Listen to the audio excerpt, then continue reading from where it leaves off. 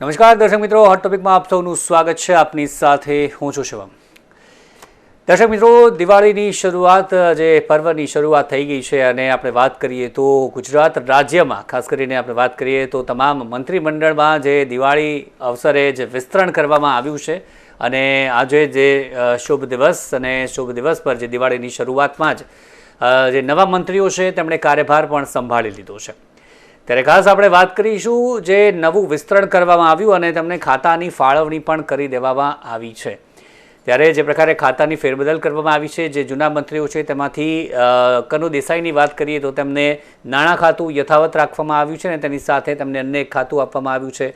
કૃષિની વાત કરીએ તો તે જીતુ વાઘાણી પાસે છે. ઉર્જા પેટ્રોકેમિકલ્સની વાત કરીએ તો ઋષિકેશ પટેલ પાસે છે અને સૌથી મહત્ત્વનું જે ડેપ્યુટી સીએમ હર્ષ સંઘવી કે જે ગૃહ ખાતું જે સીએમની પાસે હોતું હોય છે, પરંતુ હવે તે આપણે વાત કરીએ તો હર્ષ સંઘવી પાસે જે રહેવાનું છે. અને આજે આપણે વાત કરીએ તો રીવાબાની વાત કરીએ તો તેમણે પણ ચાર્જ સંભાળી લીધો છે. ખાસ કરીને પ્રાથમિકની વાત કરીએ, માધ્યમિકની વાત કરીએ અને પ્રૌઢ શિક્ષણ તેના રાજ્યમંત્રી તરીકેનો ચાર્જ તેમણે રીવાબાઈ સંભાળી લીધો છે. આ સિવાય આદિજાતિ મંત્રી નરેશ પટેલ તેમણે પણ આજે સવારે ચાર્જ સંભાળ્યો.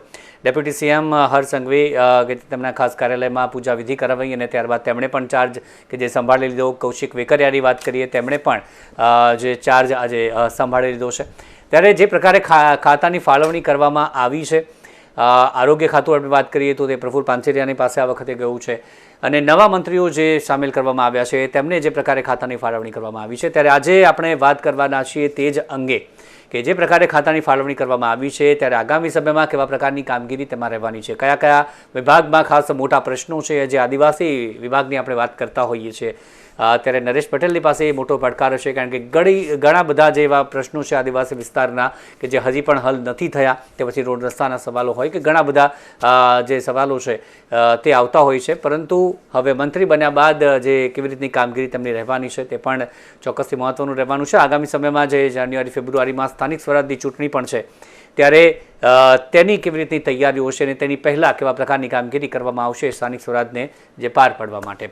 ત્યારે આ તમામ બાબત પર આપણે આજે ચર્ચા કરવાના છીએ અને મંત્રીમંડળનું ખાતાની ફાળવણી કરાઈ છે ત્યારે કેવા પ્રકારની તેમની કામગીરી જોવા મળશે તે તમામ બાબત પર ચર્ચા કરીશું. મારી સાથે જોડાઈ ગયા છે બે મહેમાન. વરિષ્ઠ પત્રકાર સૌરાષ્ટ્રથી આપણી સાથે છે ધ્રુવભાઈ પુરોહિત અને તેમની સાથે છે વરિષ્ઠ પત્રકાર રાજકીય વિશ્લેષક મયંકભાઈ વ્યાસ. સ્વાગત છે બંનેનું નિર્માણ ન્યૂઝમાં. સૌથી પહેલાં શરૂઆત કરીએ ધીરુભાઈ, આપણાથી શરૂઆત કરીએ. સૌરાષ્ટ્રનો દબદબો જે પ્રકારે આપણે કહેતા હતા, પરંતુ એક મોટું નામ જે ચર્ચા હતી જયેશ રાદડિયા તે રહી ગયું અને ઘણા બધા કારણો તેના પણ છે. જે મેન્ડેટ વગર જે લડવાની બાબત છે તે સામે આવ્યા છે. એવા આક્ષેપો પણ ઘણા બધા થયા. ગોપાલ ઇટાલિયા હોય કે સુદાન ગઢવી, કે જે પ્રકારનું ગોપાલ ઇટાલિયાનું જે પ્રભુત્વ હતું અને તેની સામેનો ઉપાય જે શોધવા માટે ભાજપ થનગની રહી હતી અને તેના જ માટે આ વિસ્તરણ કરવામાં આવ્યું. આ તમામ જે આક્ષેપો પણ કરવામાં આવ્યા આમ આદમી પાર્ટી દ્વારા. એવી પણ વાત આવી કે જે ગોપાલ ઇટાલિયાનું ઓપ્શન શોધવામાં ક્યાંક ને ક્યાંક ભાજપ હજી પણ નિષ્ફળ ગઈ છે. ભલે તેમણે વિસ્તરણ કરી દીધું, પરંતુ જે પ્રકારના નામો આવ્યા છે, જે પ્રકારે ખાતાની ફાળવણી કરવામાં આવી છે, જ્ઞાતિગત સમીકરણ પણ સાચવવામાં આવ્યું છે, કઈ રીતે આ ખાતાની ફાળવણી સૌથી પહેલાં તો જોઈ રહ્યા છો?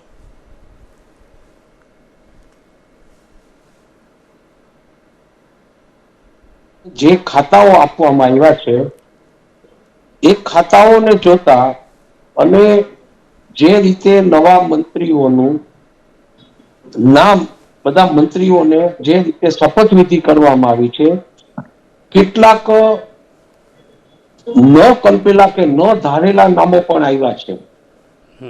ભલે સૌરાષ્ટ્રને સારું એવું પ્રતિનિધિત્વ મળ્યું છે, પણ સૌરાષ્ટ્રના લોકો જે ધારતા હતા એવું નથી થયું, એવું સોશિયલ મીડિયામાં લોકોએ આપેલા રિએક્શન ઉપરથી કહી શકાય એમ છે. કેટલાક આકરા રિએક્શન આવવાની શક્યતાઓ હતી, પણ દાખલા તરીકે જયેશભાઈ રાદડિયા નું નામ સૌરાષ્ટ્રના લેઉઓ પટેલ સમાજમાંથી અપેક્ષિત હતું અને એ નામ નથી આવ્યું. એટલે લોકોમાં થોડી નારાજગી, ખાસ કરીને લેવા પટેલ સમાજમાં જે લોકોએ રિએક્શન આપ્યા છે એના ઉપરથી એવું લાગે છે કે જયેશભાઈ રાદડિયા લેવા પટેલ સમાજના વરિષ્ઠ નેતા હોવા છતાં એમને પ્રધાનમંત્રીમાં સ્થાન નથી મળ્યું, એનાથી સૌરાષ્ટ્રના લેવા પટેલ સમાજમાં નારાજગી છે એ વાત પાકી છે. એક વાત એવી પણ આવી શકે કે એના બદલામાં સૌરાષ્ટ્ર વિસ્તારમાંથી 2 કે 3 લોકોને લેવામાં તો આવ્યા જ છે. એ વાત કરીને કદાચ એનો બચાવ થઈ શકે એ વાત સાચી છે. પણ જો આ વાત સાચી જ હોય તો જે મંત્રીઓને પ્રધાન પદ આપવામાં આવ્યું છે એ મંત્રીઓને મુક્ત રીતે કામ કરી અને એ મંત્રીઓને એની પ્રતિષ્ઠા એની પર્સનાલિટી પ્રમાણે એ ઉપસાવી શકે અને લોકોમાં એ સાચા અર્થમાં લોકોના પ્રતિનિધિ તરીકે કામ કરી શકે એ કામગીરી જો કરવા દેવામાં આવશે તો લોકોને પૂરેપૂરો સંતોષ થાય એવી શક્યતા મને દેખાય છે. જી મયંકભાઈ, હર્ષ સંઘવી, વાત કરીએ ગૃહ ખાતું. આની પહેલાં જે ભૂપેન્દ્ર પટેલ જે સીએમ હોય છે તેમની પાસે જે હોતું હોય છે, પરંતુ આ વખતે ગૃહ ખાતું હર્ષ સંઘવીને જે સોંપી દેવામાં આવ્યું છે અને આ સિવાય અન્ય પણ ઘણા બધા ખાતા હર્ષ સંઘવી પાસે છે અને તેની સાથે ડેપ્યુટી સીએમનું પણ તેમની પાસે પદ છે. હર્ષ સંઘવીનું કદ જે પ્રકારે વધ્યું છે, તેમને જે પ્રકારનું પ્રમોશન મળ્યું છે, ગૃહ ખાતું સૌથી મહત્વપૂર્ણ ખાતું તેમને આપવામાં આવ્યું છે, કઈ રીતે એ જવાબદારી અંગે આપ હર્ષ સંઘવીનું કહેશો? હર્ષ સંઘવીને નાયબ મુખ્યમંત્રી તરીકે મૂકીને ભારતીય જનતા પાર્ટીએ બીજી વાર નાયબ મુખ્યમંત્રી પદના લાવવાનો એક પ્રયોગ નવેસરથી કર્યો છે. ગયા વખતે વિજયભાઈ રૂપાણીની કેબિનેટની રચના વખતે નીતિનભાઈ પટેલને નાયબ મુખ્યમંત્રી બનાવવામાં આવ્યા હતા અને કેટલીક તે વખતની રાજકીય અનિવાર્યતાઓ, પોલિટિકલ કમ્પલ્ઝન કેટલાક હતા અને એને કારણે નીતિનભાઈને આમ તો નીતિનભાઈનું નામ મુખ્યમંત્રી પદ માટે હોડમાં બોલાતું હતું, પરંતુ અંતિમ સમયે ભાજપમાં ફેરફાર થતા જ હોય છે. આ વખતે પણ કેટલા બધા થયા, કેટલાયના નામો ચર્ચાતા હતા, બધા જૂનાઓને પડતા મૂકી દઈશું એવું કહેવાતું હતું, પણ છેવટે બધું આમથી આમ અડધી રાત્રે ફોન જવાને બદલે છે સવારે 3-2 કલાક પહેલા જ લોકોને ફોન કરવા પડ્યા અને કરવામાં આવ્યા. એટલે પાર્ટીની અંદર પણ ઘણો ગમ્મર વલણું ફર્યું છે, એ હકીકત છે. લોકો સ્વીકારે કે ન સ્વીકારે, ઉપરથી બધું સુસ્તું ભલે દેખાય, પરંતુ આંતરિક રીતે પાર્ટીની અંદર કેવા પ્રકારના બધા મોજાઓ ઉછળી રહ્યા છે એ આગામી દિવસોમાં અને ખાસ કરીને જાન્યુઆરી અને ફેબ્રુઆરી દરમિયાનમાં સ્થાનિક સ્વરાજ્યની ચૂંટણી યોજાશે તે વખતે જરૂર ખબર પડ્યા વગર રહેવાની નથી. પરંતુ આપણે હર્ષ સંઘવીની વાત કરીએ તો નાયબ મુખ્યમંત્રી પદનો હોદ્દો અત્યારે ઉભો કરવા પડે એવી કોઈ પણ પ્રકારનું રાજકીય કમ્પલ્ઝન અગાઉના સમય અનુસાર નહોતું. જે રીતે નીતિનભાઈને નાયબ મુખ્યમંત્રી બનાવ્યા એ રીતે કોઈ કમ્પલ્ઝન નહોતું કે હર્ષભાઈને નાયબ મુખ્યમંત્રી બનાવવા પડે અથવા XYZ ને નાયબ મુખ્યમંત્રી બનાવવા પડે, પરંતુ હર્ષભાઈને નાયબ મુખ્યમંત્રી બનાવવાના પાછળ તેઓ યુવાન છે, સક્ષમ છે, ઘણા બધા સક્ષમ છે, ઘણા બધા યુવાન નેતાઓ છે, પરંતુ તેમને વિશેષ એમણે અત્યાર સુધીની એમણે જે કઈ કામગીરી અદા કરી છે એ કામગીરી જોતા એમને આ પદ સોંપવામાં આવ્યું છે. અને એમાં પણ એવું પણ ચર્ચાય છે રાજકીય વર્તુળોમાં, ખાસ કરીને ભાજપી વર્તુળોમાં એવું ચર્ચાય છે કે તેઓ નરેન્દ્રભાઈ મોદી અને અમિતભાઈ શાહની ગુડ બુકમાં છે, બીજા ઘણાની ગુડ બુકમાં હશે, હતા નીકળી ગયા હશે.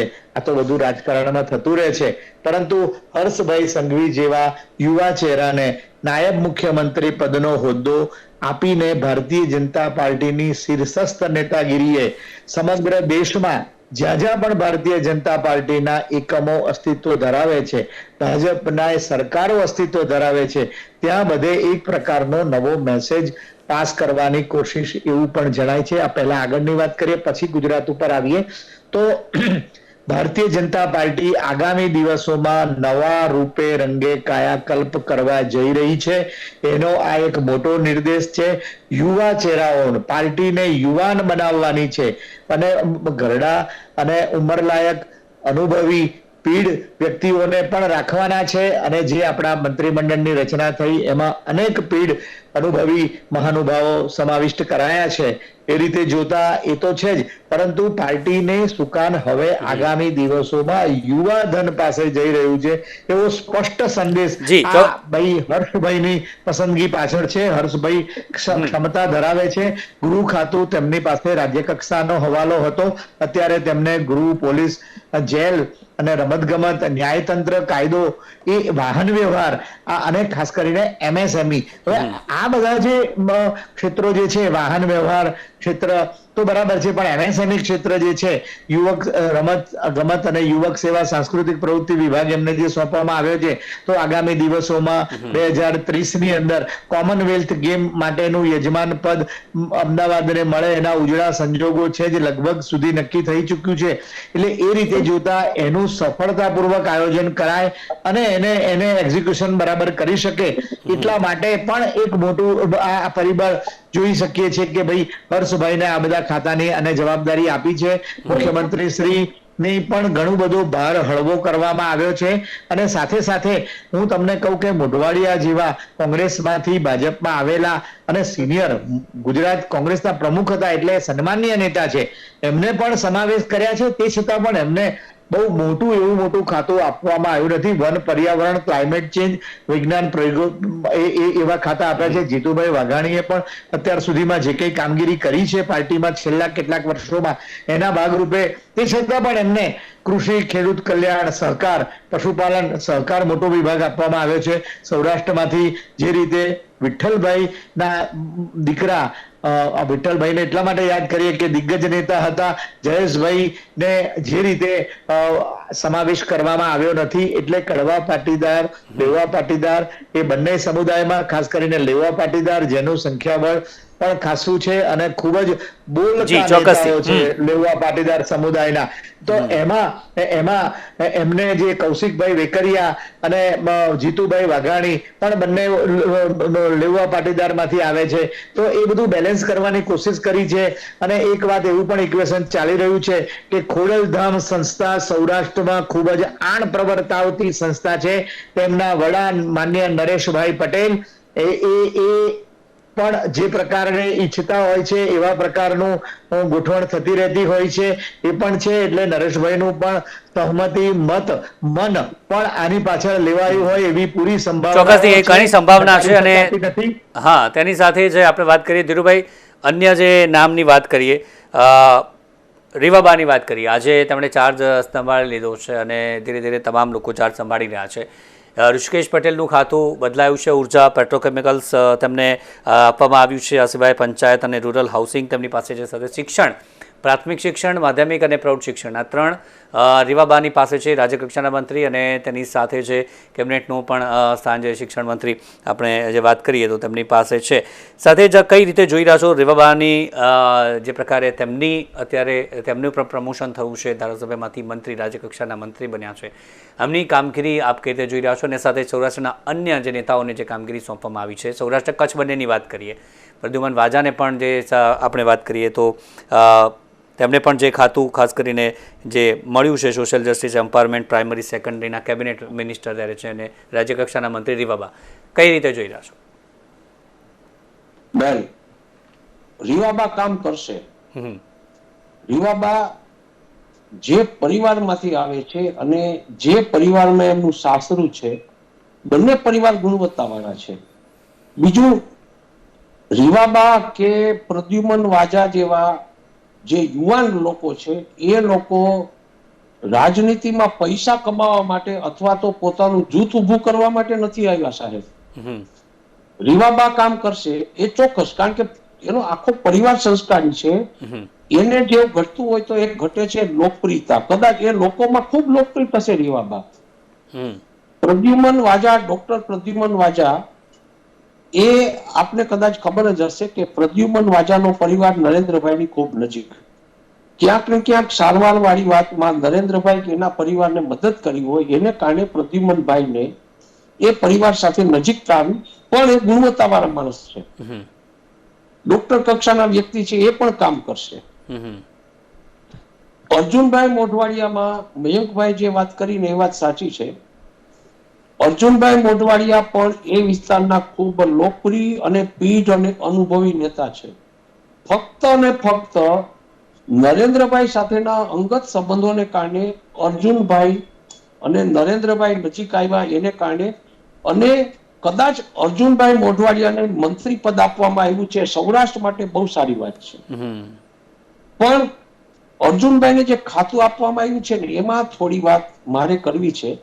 અર્જુનભાઈ જે વિસ્તારમાંથી આવે છે બંદર વિસ્તાર છે. બંદર મત્સ્ય ઉદ્યોગ અને એ સૌરાષ્ટ્રના જે કેટલાક આર્થિક દ્રષ્ટિથી મહત્વની અસર થઈ શકે એવો વિષય જો એમને આપ્યો હોત ને તો અર્જુનભાઈ વધુ સારું કામ કરી શકત. બંદર અથવા તો મત્સ્ય ઉદ્યોગ આ બે એનો અનુભવનો વિષય છે.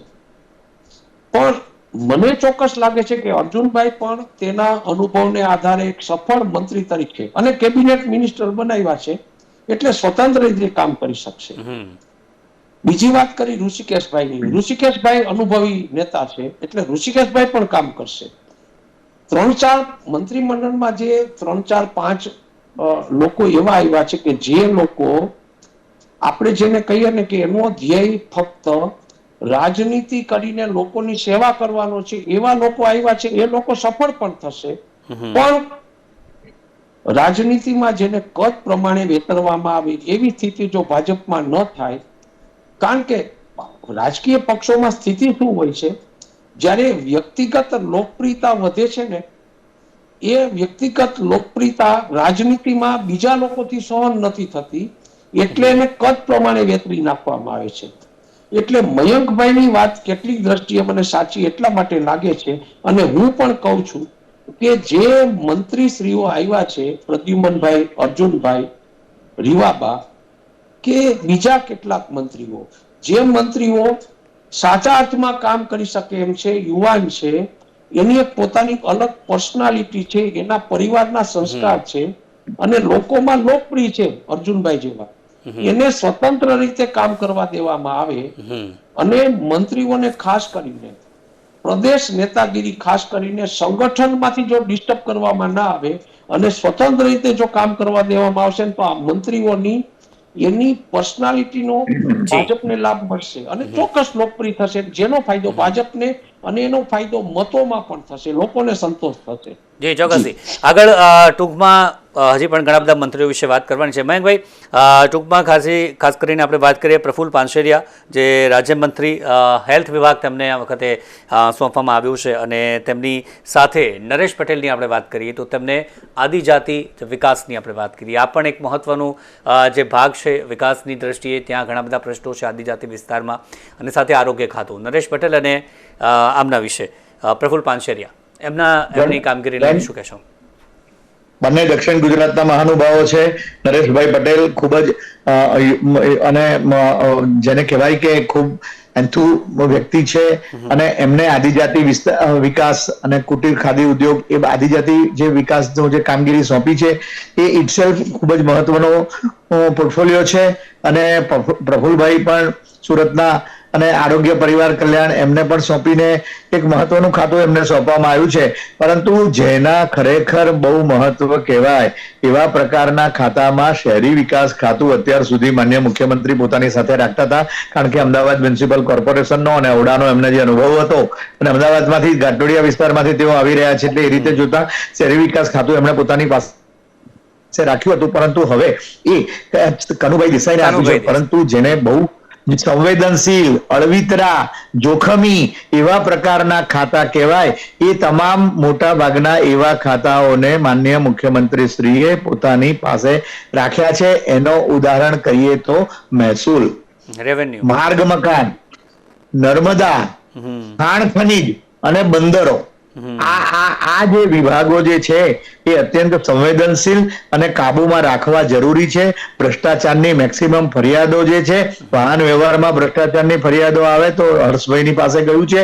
બાકી માર્ગ મકાન અને મહેસૂલમાં કેવું હોય છે એ હું ને તમે બધા સર્વ આપણા વાચકો જે શ્રોતાઓ સર્વ જાણીએ છીએ. પરંતુ એની સાથે સાથે એમણે અન્ન નાગરિક પુરવઠો જે વિભાગ જે છે એ મધ્ય ગુજરાતના બોરસદના ધારાસભ્ય રમણભાઈ સોલંકીને સોંપ્યો છે. તેઓ વ્યવસાય શિક્ષક છે.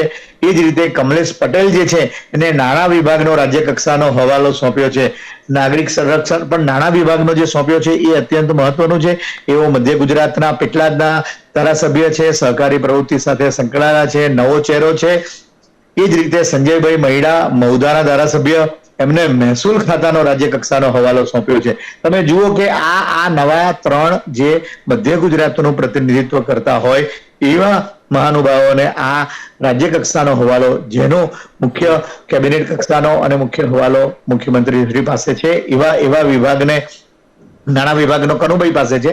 પણ એટલે એવા હવાલા સોંપીને પણ થોડુંક બેલેન્સ કરવાની કોશિશ કરવામાં આવી છે. આમ છતાં પંચમહાલમાંથી કોઈ નથી, વડોદરા જિલ્લામાંથી કોઈ નથી, છોટાઉદેપુરમાંથી કોઈ નથી, પાટણમાંથી કોઈ નથી, સાબરકાંઠામાંથી કોઈ નથી. ભાઈ પાટણમાંથી બળવંતસિંહને કાઢ્યા તો કોકને તો લેવાતા, સાબરકાંઠામાં તો 2022 થી કોઈ નથી. તમે જુઓ કે ઘણું બધું ઇમ્બેલેન્સ છે. એટલે કેટલીક જગ્યાએ બહુ વધારે પડતું વરસી જવામાં આ કેટલાક વિસ્તારો ને યાદ રાખવા જરૂરી હતા. દક્ષિણ ગુજરાત અને સૌરાષ્ટ્ર છે. ઉત્તર ગુજરાતમાં પણ આમ જોઈએ તો 3 નવા મંત્રીઓ આવ્યા છે. એટલે ઋષિકેશભાઈ છે, ઉપરાંત ભાઈ સ્વરૂપજી ઠાકોર અને પ્રવીણભાઈ માળીને મૂકવામાં આવ્યા છે. ઇટસેલ્ફ ઉત્તર ગુજરાતમાંથી માન્ય અધ્યક્ષ શ્રી શંકરભાઈ ચૌધરી તો છે જ છે. એ જ રીતે પંચમહાલનું પ્રતિનિધિત્વ નથી, પણ આમ તો ડેપ્યુટી સ્પીકર તરીકે જેઠાભાઈ ભરવાડ શહેરના ધારાસભ્ય છે. એટલે એ રીતે એમાં પ્રતિનિધિત્વ કહીએ, પણ જ્યાં સુધી વહીવટી વ્યવસ્થાના પ્રતિનિધિત્વની વાત છે, થોડું ઇમ્બેલેન્સ લાગે છે. મુખ્યમંત્રી શ્રીએ પોતાનો ભાર ઓછો કરવાની વાત જરૂર કરી છે, પણ આવા અળવિતરા ખાતા એમણે પોતાની પાસે રાખેલા છે. એ પણ બતાવે છે કે સરકાર કઈ રીતે ભવિષ્યમાં ચાલશે અને ભવિષ્યમાં સ્વતંત્ર રીતે કામ કરવાની વાત બરાબર જ છે. પરંતુ ભારતીય જનતા પાર્ટી દ્વારા રાષ્ટ્રીય સ્તરે અને પ્રાદેશિક સ્તરે જે પ્રકારના કાર્યક્રમો અને આયોજનો અને નીતિઓ ઘડાશે એ જ પ્રમાણે આ મહાનુભાવોએ એક્ઝિક્યુશન કરવાનું રહેશે. પોતાની રીતે કામગીરી કરશે. વેલ્યુ એડિશન જ રહેશે. ઘણી બધી બાબત. અને સાથે જ રાજકોટની પણ વાત કરીએ કે બ્રહ્મ સમાજ દ્વારા ત્યાં તેમના અધ્યક્ષે આરોપ લગાવ્યો છે કે બ્રહ્મ સમાજ સાથે અન્યાય થયો છે. મંત્રીમંડળ વિસ્તરણ જે કરવામાં આવ્યું છે તેમાં રાજકોટ બ્રહ્મ સમાજમાંથી પણ આ નિવેદન આવ્યું છે. ધીરુભાઈ, આપ શું કહેશો આ મુદ્દે? અને સાથે જ જે અન્ય મંત્રીઓની વાત કરીએ, મનીષા વકીલ મહિલા અને બાળ કલ્યાણ વિકાસ તે તેમને આપવામાં આવ્યું છે.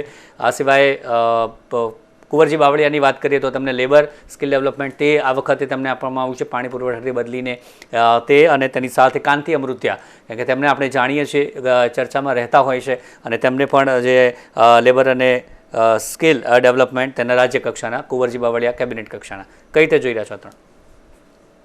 કુંવરજી બાવળિયા તો હવે કામ કરવું પડશે એને, કારણ કે કુંવરજી બાવળિયા સાહેબે પ્રમાણમાં કામ ઓછું કર્યું હતું એવી છાપ વર્તમાન પત્રોમાં મેં ન્યૂઝ વાંચ્યા પછી લાગતી હતી.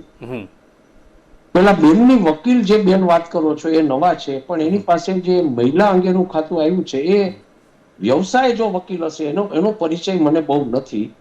પણ એ મને એવું લાગે છે કે ભણેલા ગણેલા છે અને એની અટક વકીલ છે કે પોતે એડવોકેટ છે, પણ એ મહિલા માટેની કામગીરી કરશે. રાજકોટની વાત કરો, મયંકભાઈ હમણાં જે કીધું ને કે જિલ્લા કક્ષાએ બેલેન્સ રાખવું જોઈએ, નથી રહ્યું.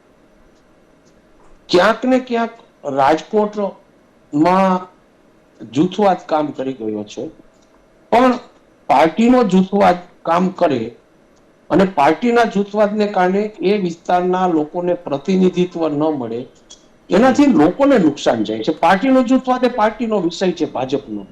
અને તમે એ વિસ્તારના ધારાસભ્યને તમે જે લોકોનો ચૂંટાયેલો પ્રતિનિધિ છે, અત્યારે ભાજપ માને છે શું કે જયારે ચૂંટાઈ જાય ત્યારે ભાજપની મિલકત થઈ જાય છે, પણ ભાજપ પાર્ટીના હાઈકમાન્ડે એના મુખ્ય નેતાઓએ એ વાત ન ભૂલવી જોઈએ કે એ ચૂંટાયેલો ધારાસભ્ય ઉપર તમારી જે પકડ છે, તમારી મિલકત છે, એ વાત કરતા તમે પ્રજાનો પ્રતિનિધિ છે એને યાદ રાખીને તમારે તમારી કામગીરીનું મૂલ્યાંકન કરવું જોઈએ. તમે જુનાગઢની વાત કરો, જુનાગઢને હેમાબેન આચાર્ય પછી 50 વર્ષ પછી લોકોને એક અપેક્ષા હતી કે જુનાગઢને આ વખતે પ્રધાન પદ મળશે. જુનાગઢને નથી મળ્યું સાહેબ. પ્રધાન પદ નથી મળ્યું એને કારણે જુનાગઢનો અવાજ છેલ્લા 50 વર્ષથી મુખ્યમંત્રી સુધી નથી પહોંચ્યો. કેશુબાપા હતા ત્યાં સુધી જુનાગઢનો અવાજ હતો. ભલે એ વખતે કદાચ મંત્રીમંડળમાં જુનાગઢ નહોતું, પણ કેશુબાપા સાથે જુનાગઢ સાથે ધરોબો હતો.